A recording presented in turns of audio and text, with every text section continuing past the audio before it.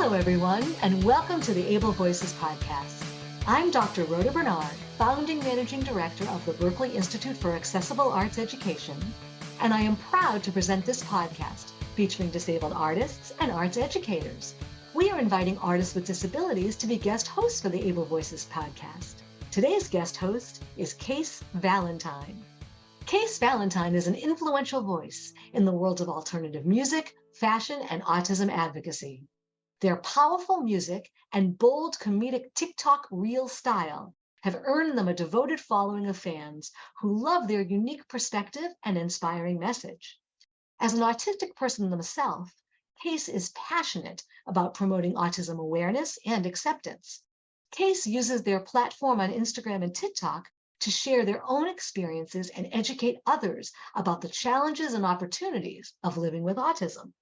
Their content covers a wide range of topics, from alternative fashion and music to autism advocacy and comedy, all with a focus on empowering their followers and creating a more inclusive world. As a performer, Case has an electric energy that captivates audiences and leaves them wanting more. Their live shows are a mix of ethereal vocals, whimsical guitar, and raw emotion, creating a truly unique sound. Whether you're a fan of their music, content, or advocacy work, Case Valentine is a force to be reckoned with. Through their creativity and passion, they're helping to create a world where everyone can feel accepted, celebrated, and empowered. Hello, everyone. I am Case Valentine, and today I'm guest hosting the Able Voices podcast. And today we are speaking with Rae of Artio. Rae, how are you doing today? I'm very good, thank you. How are you? I'm doing great. So today I'd like to start off by asking you a bit about your story as a musical artist. How did you start as a musician, and how do you get to where you are today? That's a long story. I've just done music for pretty much my whole life, and I grew up in a musical family, and I started bands in high school, and I wrote rubbish little songs and stuff when I was a kid, and then I started wanting to write music as an actual job and wanted to be an actual performer, and then I met my band members, and then we started Artio, and here we are. Lovely. Yeah, like I said, I've been a fan for a little bit, and I've heard some of your songs, especially your new situation with your whole the really long music video that's multi-parts. I love that so much. Oh yeah, thank you.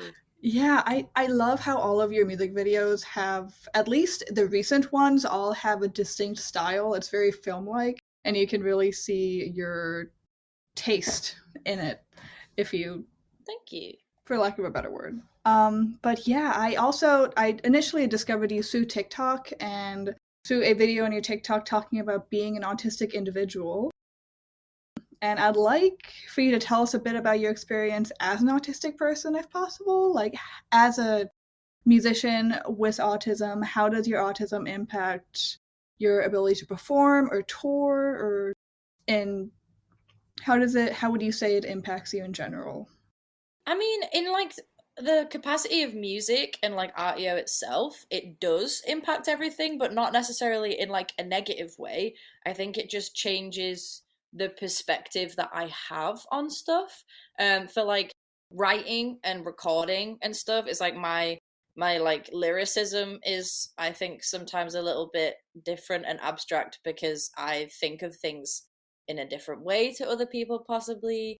I'm a very sensory person, so a lot of our lyrics are about sounds or feelings or textures, or it's a very sensory writing process, even though it's very heavily doused in metaphor. It's I think you can kind of hear, and I mention a lot of things like teeth and bones, and have very repetitive, very anatomical writing style, I think, which definitely stems from a lot of my hyperfixations and stuff like that.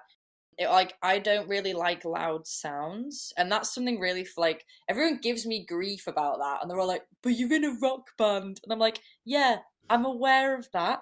I just have a special little guy with special little allocations for me to do things, and when we're like on tour, we have like a policy that like if there's going to be a loud noise, so everyone has to shout ears, and then I'll cover my ears, or like I won't be brought into the room until I have to be, and I essentially am like babysat on tour by people who understand what it is to be like caring for an autistic person and facilitating an artist at the same time. And like I'm very lucky that I have a team that are very, very inclusive of me and like just accommodate me, which is great.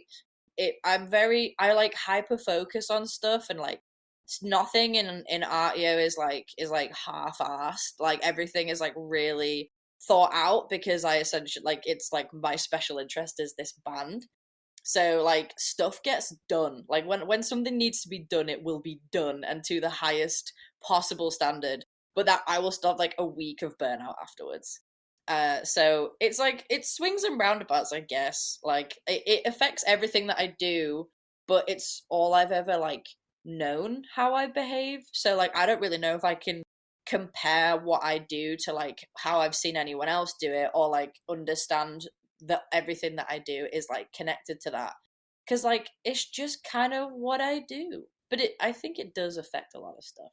Yeah, no, I get that. And on the topic of it being your special interest, like I feel that the music industry is my special interest, and the bands have been in the past, they have kind of occupied that space in my mind, and I've always like put all my energy towards what I do in that context. And also, as someone who like your band is your special interest and you make sure stuff gets done, do you like to have more of a leadership managerial role in your band to kind of have more creative control? Or what kind of roles do you play in your band when it comes to like songwriting, production, merchandising, marketing, etc.? And like what are some of your favorite aspects of kind of taking care and putting love into your special interest? I guess the best way to answer that is like that I don't really, when we pick like roles in Artio, like it is like we play to our strengths. So like we make sure that everyone who has the capacity to do something and do it to a good level does it.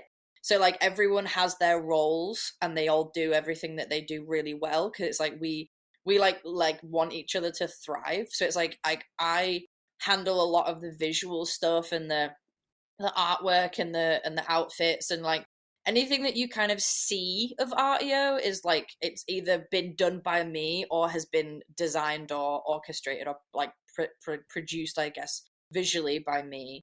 But that's because I'm like a very visual person, and like when we write music, I can like hear and see the music video, and like I know what the color scheme's gonna be from picking the song, and like you like it's not like a decompartmentalized process. It's like it just is. It just happens. It's like when we were writing the album that we just dropped, it was like I could see the videos in my head, and I knew that like when I picked the album name and it was Babyface and we were gonna reference Bugsy Malone and a lot of gangster films, I was like, well, why don't we have Scarface, gangsters as like a huge visual inspiration, but then it also tells a trans story, so I wanted to incorporate that into the videos. And so I handled a lot of that, and I was very lucky to work with a good friend of mine and a very talented videographer, Marie Deebs, who like basically took my ramblings and treatments and story and like drawings and sketches and just like this whole little universe I'd created for these videos and just made them real, and like we directed them together, and it was really cool. And being able to like work with people like that who just kind of understand what I'm saying when I think people like normally wouldn't, and they're like, no, yeah, I can completely see it, and they just make it, is really cool. And I design a lot of the merch, I design all the merch and music videos and branding and social media and marketing. But I also like I love that side of stuff. Like I love like understanding like the human psyche and what people want to see, and then putting what I know needs to be there in front of people.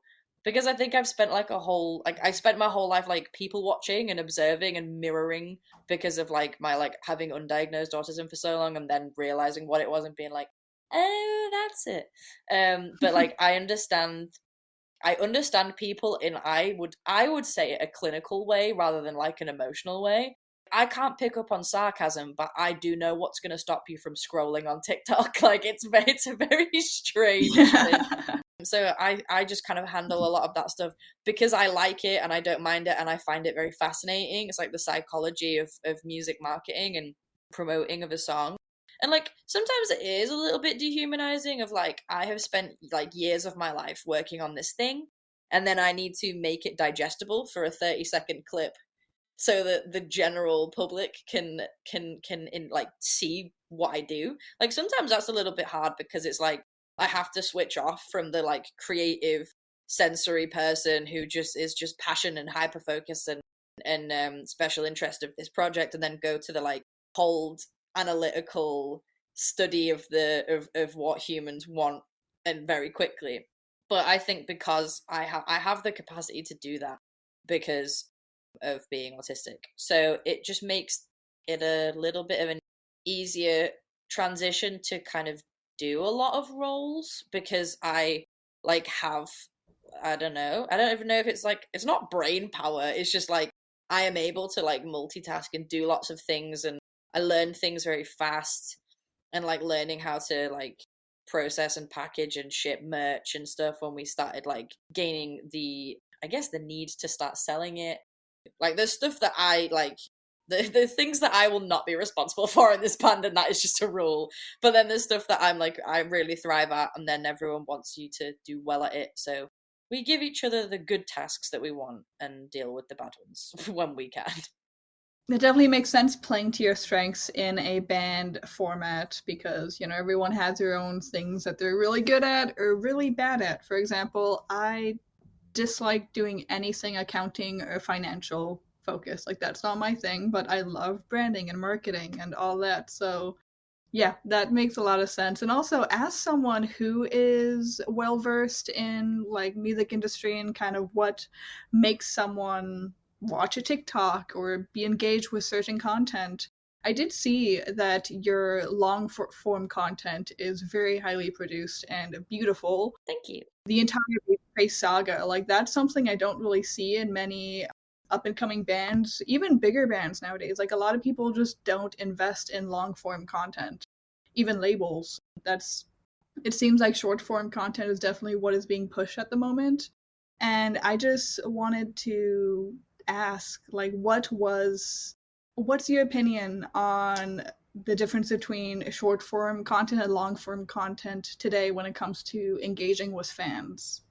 I think it's a really tricky kind of discourse around that because I understand I think both of the standpoints on it and I agree with both of the standpoints on it. Like I am for short form and also against short form because like there's pros and cons.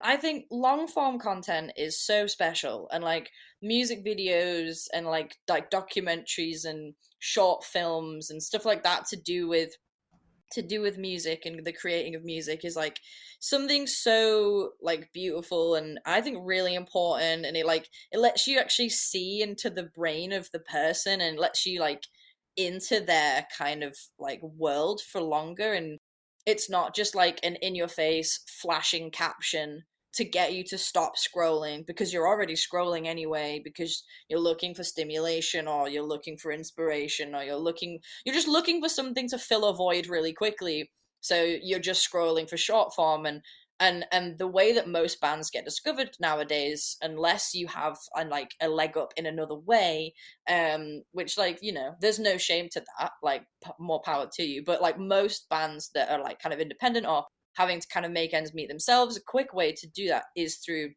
short form and TikTok and virality and promotion and reaching your fan base. And like, it's very important. And also it means that you're a more kind of regular occurrence in your fan base's like day-to-day life. And it like staying on the algorithm is really helpful for maintaining like good numbers and a good fan base and all that stuff that makes labels happy and all that stuff that makes, you know, executives happy. Because like it's like the quickest results you can get because like when like that's what I think a lot of people in like higher industry want to see, is they want to see numbers quite quickly, and people have high demand for artists and they want to see artists quickly. So they'd rather see you post a TikTok every day than wait a year and a half for the next, era with all these music videos. But like, I think music videos specifically are so important, and like that's like what got me like into music, is like the combination of like a visual story with a song, and like the way that that tells a whole different narrative.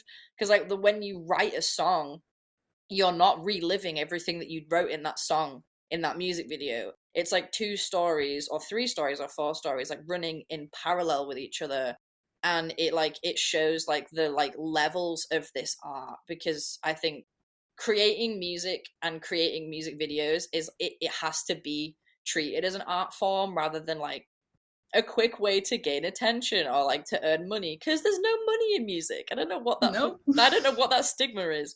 Like, just I think it's a way of expressing exactly what you want this song to mean, and what you want this story to follow this song. And like, even if it's not like a plot video and it's just a performance video, it's like it's telling, it's like graphically communicating something to you that you want someone to see. But I think that long form is for the artist, and short form is like for the consumer algorithm industry side of it.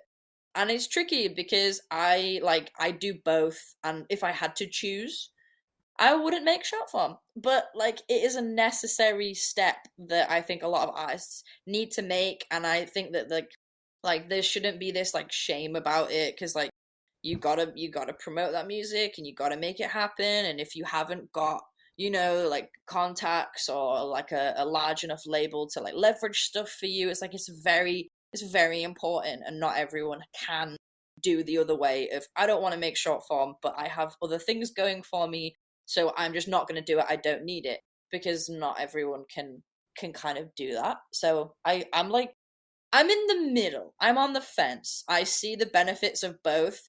I much prefer long form, but I understand that short form is a necessary thing that I think you have to do as well as the long form. So it's a tricky one, but that is my current opinion on it. It might change, it might not, but that's what I feel at the minute.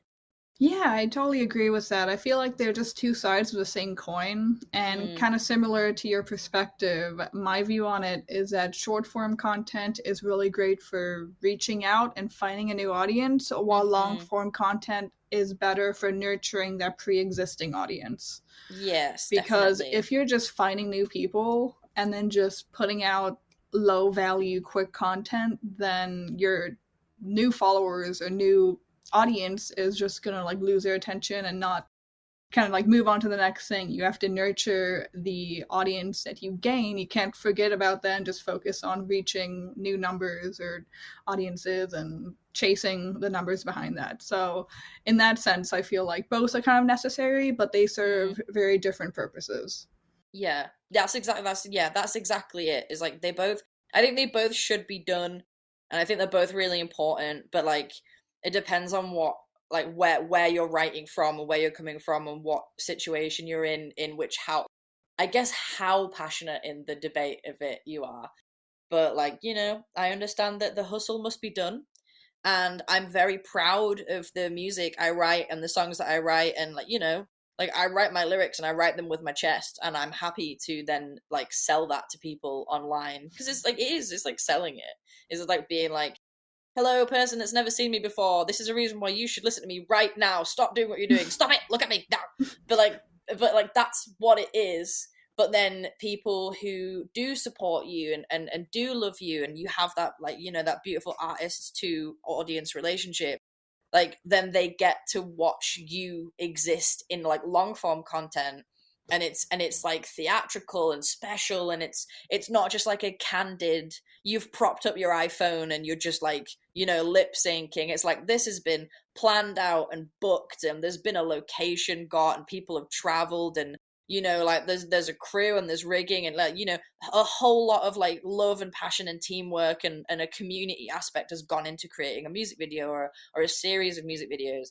That just adds a whole other layer to like how impactful music is as like a form of entertainment and expression, but no one would find you and then get to experience that if they didn't see your promotion, which at the minute is a lot of short form.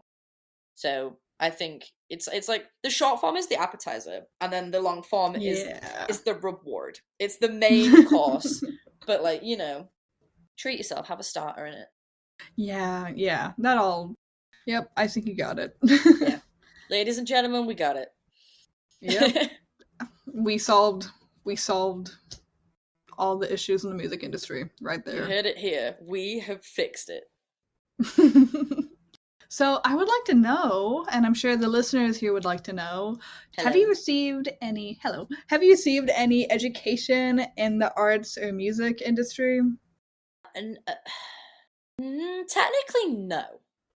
I did like the family that I grew up in were a very musical family and a very creative family, but we were not a wealthy family, and we couldn't afford for me to have music lessons or singing lessons, or like I have no music theory beyond like what I have like picked up from my band members, and like you know, like I know what like certain musical buzzwords are, but everything just comes from my brain. I don't have any like logic behind it. Like I understand the steps to take to write a song, but I'm not thinking about them when I do it. Like I couldn't afford to have like singing lessons or music lessons. I'm like self-taught on guitar. I watched some YouTube tutorials, you know, like big moves.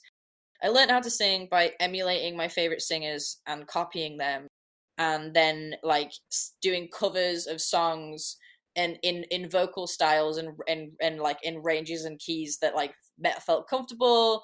And then I just started kind of discovering my own voice by just doing it and just by like listening to myself.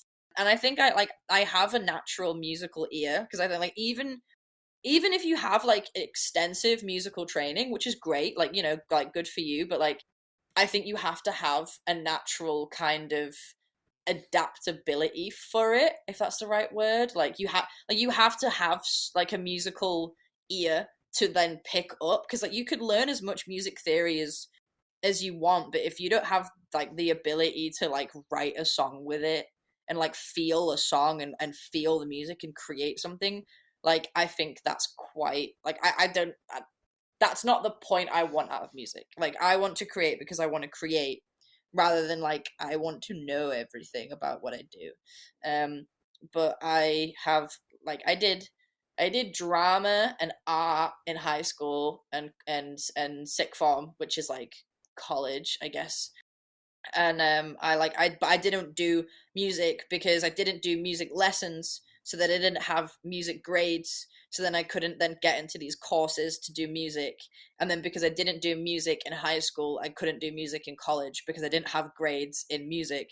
But like the whole time I was like creating and writing music and being in bands, and like I had like a song on Little Flex. I had a song on Radio 1 whilst I was in college, and I was denied the music course, even though I could prove I can do music. Here's something cool that happened.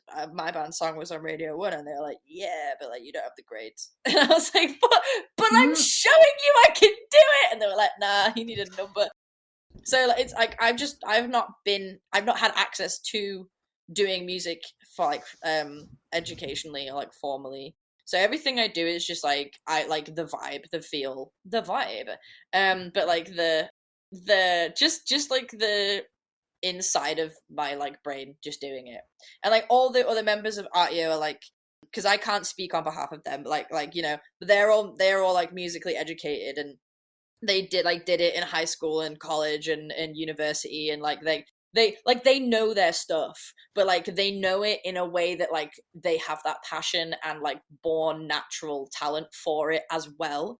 And then they've put in their 10,000 hours, and like they know what they're on about, they know their instrument, they know their equipment, they have their theory knowledge, and they're like incredibly talented musicians and artists and songwriters.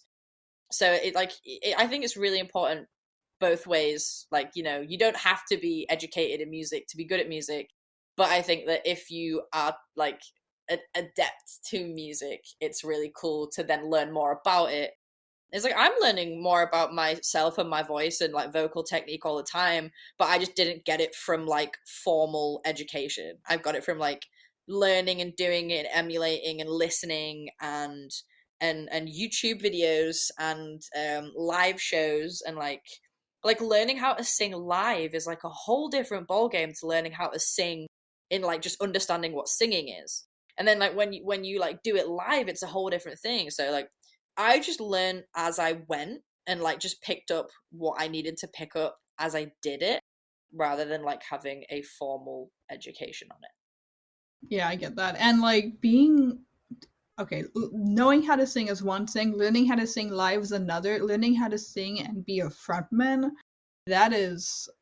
that's just something that you kind of have to learn by doing it, and it is an entirely different experience. And I don't know, I do wish I have had some sort of education when it comes to how to be a frontman and how to engage with the audience and how to really like build up that energy.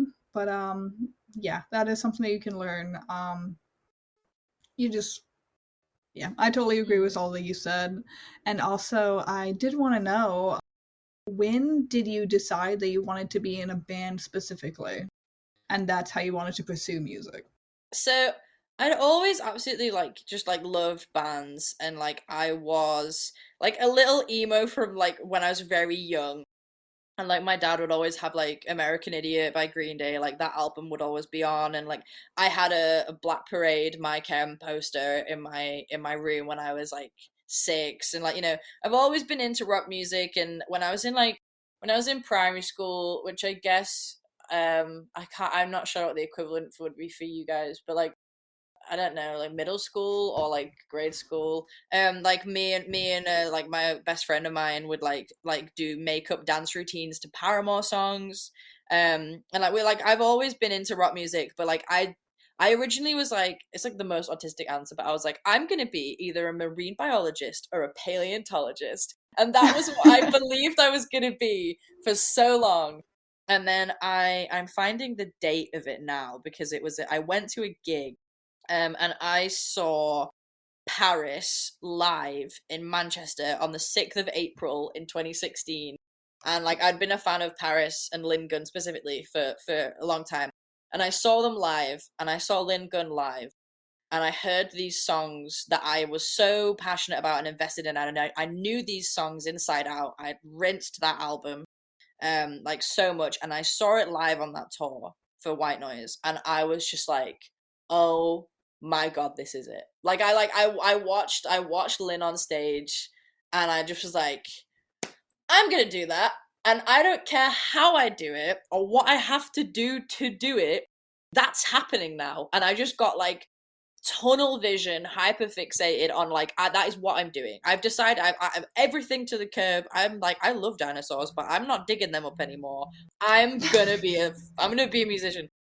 And I'd already like taught myself how to play like ukulele and guitar and keyboard, and you know, because I was on Tumblr in my early teens, and of course I was into 21 Pilots. And like I like learned how to do little kind of bits of instrumentation, but like not in a capacity of like I want to be a performer. It was like I want to sing House of Gold by 21 Pilots. And then when I saw Paris live, it was like, I don't know, something kind of just clicked in my brain. It was also the first time that I'd seen like a masculine, like femme, like AFAB person like on stage that I saw like a bit of myself in, and I was like, oh my god, that is the thing. And since then I then started a band with like my best friend that I went to that gig with. And that was my first band that I started, and it was really cute. It was my high school band, and like you know, we didn't really do anything, but like we wrote songs in my garage, and like we both fell in love with rock music and emo music in our teens together. And it's a really like important, it's a core memory, it's a canon event. And then I was in that band until I met Ewan and Rob, and then we started Artio, and then here we go. we're here now, and Jay also joined Artio. And yeah, I'm still of that mindset of, yeah, this is happening, and I will do anything and everything to make this happen. Like, it hasn't changed. It's just, I guess, sheer determination. willpower and like fear of like, well, I threw everything else to the curb many years ago, and this has to work now. Like I'm too far gone. It has to work now. Yeah, this is like my only option now. Yeah, I've thrown everything else out. Ruh-roh, gotta make it happen. But also, I do love it. It won't womp. No, I do love it, and I'm very passionate about it, and it is everything to me, and music is everything to me. But it's at a point now in which like I've given so much and invested so much and like sacrificed so much, but also gained so much and learned so much about myself and my friends and other people by doing music and Artio specifically, that I'm like, yeah, this is forever. I don't care how it is. Like, it will be. Yeah, that's definitely probably one of my favorite things about being autistic, is that tunnel hole vision and just being like, I don't know how this is going to happen, but I'm going to make it happen. And then it happens. So yeah. It's like that, like, yeah, I'm going to do it. Somehow does it. How did I do that? Anyway, I'm going to do it again. Yeah. That's just me with every release. Yeah. Me with every little project I start. So, we're approaching the end of the interview, so I have a couple more questions for you. Mm-hmm. First of all, you're very active as an artist. Please tell us a little bit about what you're currently working on and what you recently just put out. We just put out our debut album, Babyface, on March 1st on Slam Dunk Records, and that was really cool. And that album is 11 tracks, and it's just like everything to us. And like, I think a lot of people didn't expect the album to be what it was. Like they knew the singles, and you know, the singers, it's just bangers only. It's just pure bangers only. But then there's a lot of songs on there that do that. Like I think it's like the showcase of Artio in 11 songs, soundtracked to a gangster film, essentially. Like, you know, it's really, really important to us, and we love it, and we put that out in March, and we're super proud of it. We also put it out a comic book that was made scene by scene of the music videos.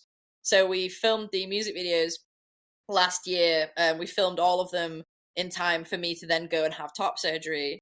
And then in the time that I was recovering from top surgery, a very talented friend of mine called Tyler, he then drew the music videos scene by scene in a comic. And we have those on sale, and they're really cool. And it's the Babyface Saga comic. We also have it on CD and vinyl, and all the CDs are signed, and all the vinyl is like it's so pretty. It's like I do all of the like packaging and designing of like the branding, and oh man, I popped off. Like, you're not to toot my own horn or anything, but like it is fire. But like the vinyl is like translucent red, like it's so pretty. It's like, for me as well, the physical aspect of the music's really important. So like the merch and the physicals of the music and the CDs and vinyl and stuff like that, that for me is just as important as releasing it, because that's the thing that you get to hold forever. It's like not to be too deep, but like streaming services could go down whenever. Like the internet could literally die, but like if you can hold this album forever, and you can hold this band forever if you have their merch or their CD or their vinyl.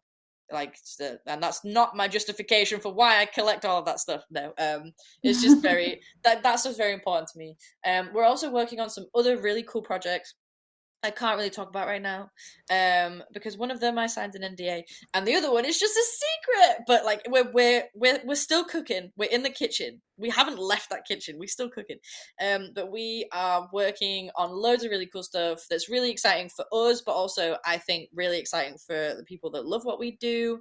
We're also playing some festivals this year as well. We're on tour with Honey Revenge, which is the loveliest guys, and we're really excited for that. We're playing with them in the UK, in Manchester, Glasgow, and London. And then we're playing Slam Dunk Festival, we're playing 2000 Trees Festival, and we're playing Burn It Down Festival. And we're playing some other stuff, but it hasn't been confirmed, so I am not going to say it. But we have lots of stuff going on. We're constantly working. We're constantly writing. We're constantly doing things. But it's a great problem to have. Yeah, that's great that you're constantly just creating and working on stuff. That's the way to do it. I wouldn't want it any other way, but I do get burnt out very easily. Yeah, I get that. That's a unique struggle of being like, oh, I can do this 24/7, but also burnout? Yeah. Hmm? Yeah, and then it'll Yeah. be like a good few days of it, and I'll just be like, "Oop, gotta stop." But like my band is so incredible, and our team is so incredible and accommodating that like people kind of notice when I start pulling away, and I'm like, I understand that there's no weakness in admitting that I need time, or that like I'm struggling, or I'm like I can't handle the workload that I normally can, because you're allowed to have ebbs and flows in your energy level, and that's very normal if you're neurotypical or neurodivergent. But my team and band are very just the loveliest, greatest people, and like other people will then take the reins when I like need to step down, and like I'm always present and I'm always there, but like I'm like they take over, and it's really great. Yeah, that's a really nice dynamic to have. So we're gonna take a listen to one of Rae's songs. Rae, can you tell us a little bit about this next track we're about to hear? Yeah, so this song I chose is called Wisdom Teeth, and it's the last track on our album. And I think it's the one that gets like slept on the most, because a lot of people like wouldn't expect it from us and from this album. But it is my favorite one, because it's like I think it's like the most existential song I've ever written, but like in like the best way, because every line is like a question, and it's like I think a really fun way to end a body of music that's like very kind of definitive of like, well, it's about transitioning and anger about like political rights being stripped away from minority people, and there's all this like very angry, very very purposeful lyrics, and then the last song is just like constant questioning, and every line is tell me, are we having fun, because the tragedy has just begun, and asking, is this the end or just the start, over and over again, which I think is really fun, because it's like, is this the end or just the start of the album in question, the song in question, Artio as a band, is this all we're ever going to be, or is this the end of a chapter, is it the start of a new one? Are we gonna just absolutely fall off? And like, is it the end or the start of the world? Like, asking questions about like the political climate, and is this the end of the like society as we know it? Is it the start of the better one, or is it the end of the human? Like, it's asking every question possible in like the set space of like 2 minutes, and I think that is why it's my favorite one. And I think everyone can take something from it, but not enough people give it a chance. So that's why I picked Wisdom Teeth. Excited to hear it. So, anyways, here is a bit from the song Wisdom Teeth. Is this the end or just the start? Is this the end or just the start? Is this the end or just the start? I've learned my lines, I play my part. Is this the end or just the start? Is this the end or just the start? Is this the end or just the start? I've learned my lines, I play my part. Is this the end or just the start? Is this the end or just the start? Is this the end or just the start? I've learned my lines, I play my part. Is this the end or just the start? Is this the end or just the start? Is this the end or just the start? I've learned my lines, I play my part. I act like I know everything, but my wisdom teeth's still coming in. That's amazing. That sounds really creative. Oh, thank you. So, as the final question for tonight, by the way, thank you so much for your time and talking. It's been a pleasure being able to speak to you in person, kind of. Thank you for reaching out to me. It's really honor, so thank you. Of course, I'm so happy we were able to make this work. But as your final question, what advice would you give to a young artist who is also autistic? Oh, that's a big question, because I'm still figuring this out. There's my answer. Figuring I'm still figuring it out.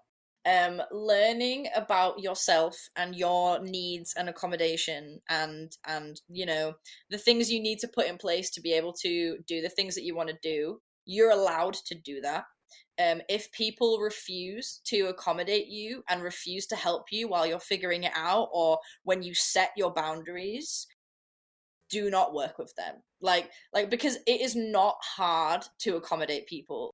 Like an example I said earlier was like when there is about to be a loud noise or a bang or a sudden thing or something as a volume level that people know I'm uncomfortable with, they will just literally take a second to shout ears. And then I know that I need to put my ear defenders on or cover my ears, or, you know, it's so simple. It's like, they're still going to do the thing. They're still going to make the loud noise. It needs to happen. But it is so simple for people to make those accommodations for you. So like the more you learn about yourself and the more that you allow yourself to be yourself, it's really hard to like not mask. I'm aware of that. I do it all the time still. And I'm very comfortable with who I am. But like, the more that you learn and the more you tell people that you work with or that you love or that you're friends with or that your team or your crew or whatever, and they will help you and they will be accommodating because it's so easy to do it. And if they don't, they are not worth your time or creative energy, and you can find someone else to make you make things happen. That's great advice. Thank you so much. I'm glad that was good. I was like, I need to be a conch of wisdom here. I need to say things that make sense. You need to represent the entire autistic community as a whole. Yeah, no pressure. I am not the example. Oh no. I'm very honored to be representing of my community, but like also every autistic person is different. So This is just what I be doing. This is just what I be doing. We're just figuring it out. We don't even know what's going on. I'm 22 and I'm still figuring it out. You've got time. Yeah. Don't worry. Yeah. I've had a great time guest hosting the Able Voices podcast.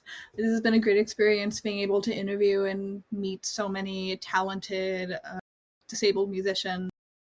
If you are looking to find me or reach out to me, you can find me on Instagram at case.valentine, and I'm pretty active there, and I post all my music-related things and everything not music-related as well. So, feel free to follow me on there and continue listening to Able Voices.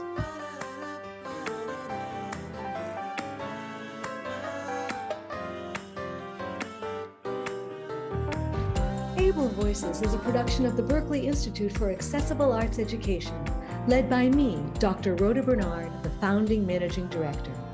It is produced by Daniel Martinez del Campo. The intro music is by Kai Levin, and our closing song is by Sebastian Batista.